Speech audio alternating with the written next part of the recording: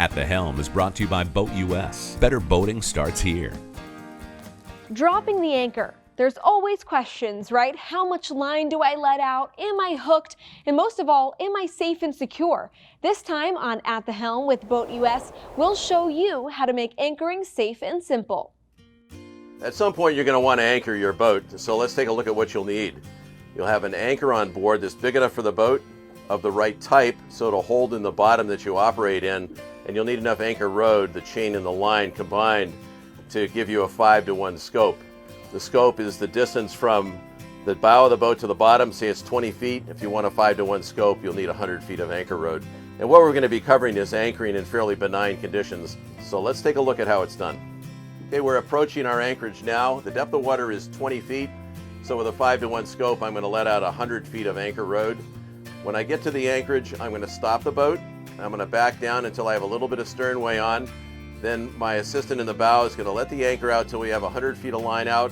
And then we're going to tie it off to the cleat. I'm going to let it come tight, and then I'm going to back down for 45 to 60 seconds to set the hook really well.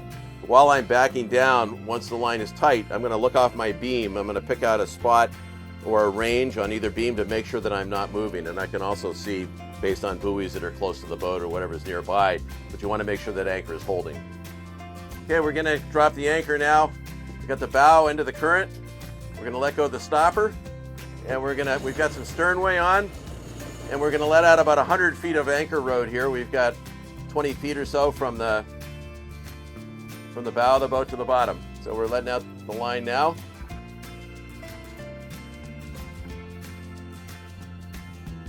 So we've got about 100 feet out now. I'm going to take some of that sternway off, so when Charles ties off the anchor line to the cleat, he'll be able to do so easily and safely. Okay, now we're tying off to the cleat. We've taken most of the sternway off to make it easier.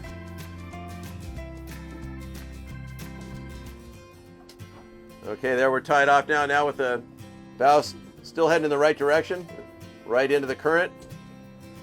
I'm going to wait until I have the slack out of the line, and then I'm going to start backing a little bit harder on both engines.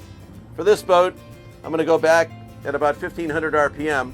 And what I'm doing right now is I'm looking off the beam to see if I'm moving, either in relation to other objects or if I can find a range on the shore on either side.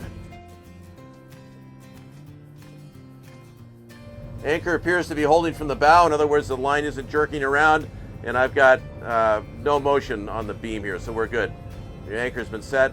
I'm going to go a total of about 45 to 60 seconds to make sure it's well set, and then we'll set our anchor watch. Okay, now I'm going to take it out of gear, and we're ready for a bite of lunch. Okay, we just had a great lunch break, and now we're getting ready to haul the anchor back in. So we're going to drive ahead using the engines. We're not going to use the windlass or somebody else sitting in the bow of the boat to haul the boat towards the anchor. We'll let the engines do that.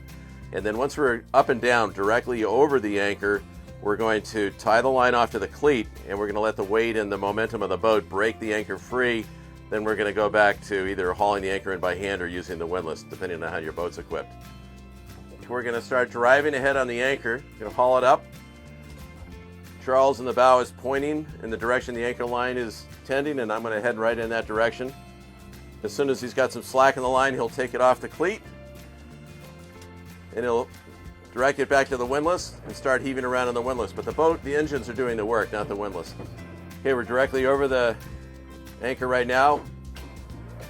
Give ourselves a little slack. Tie off the line to the cleat.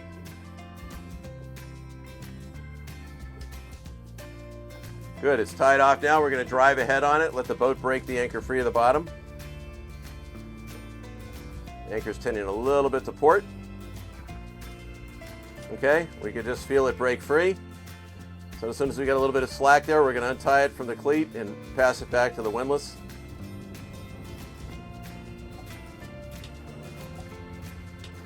Heave the anchor the rest of the way in. Now we've got the chain coming through the hawse pipe. We can hear that.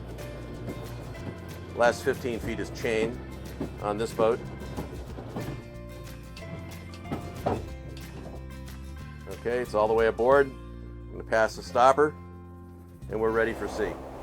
Thanks, Eric. With these tips, I know I'm going to feel a whole lot safer at anchor.